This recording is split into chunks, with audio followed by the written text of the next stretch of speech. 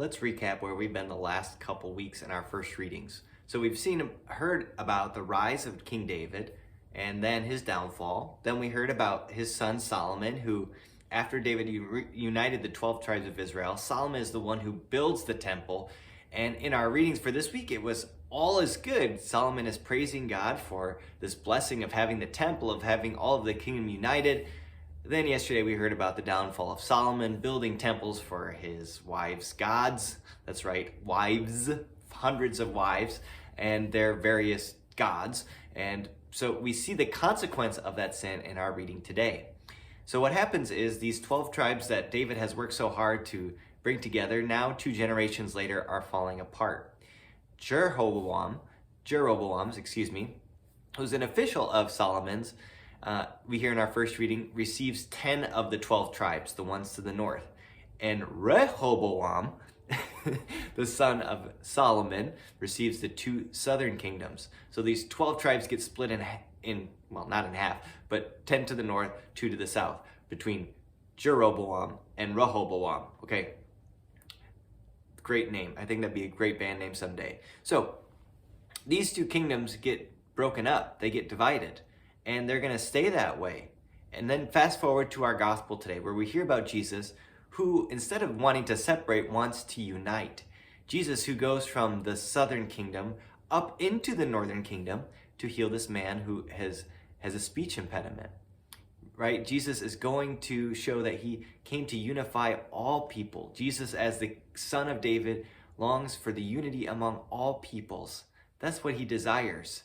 And he does that through the power of healing. Now, Jesus is also going to call together not 12 tribes, but 12 apostles as the new Israel. And today we also celebrate the feast of Our Lady of Lourdes. And it's a great reminder that as we saw at Pentecost, that as the 12 apostles are gathered there, so is Mary gathered there.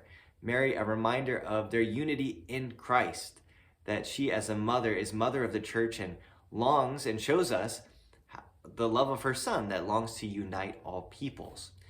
Now, today's celebration of Our Lady of Lourdes is when Mary appeared to Bernadette on several occasions in the year 1858, and Mary referred to herself as the Immaculate Conception. Now, the Immaculate Conception had been believed for a long time, but it was after this apparition that it officially became dogma, or an official church teaching.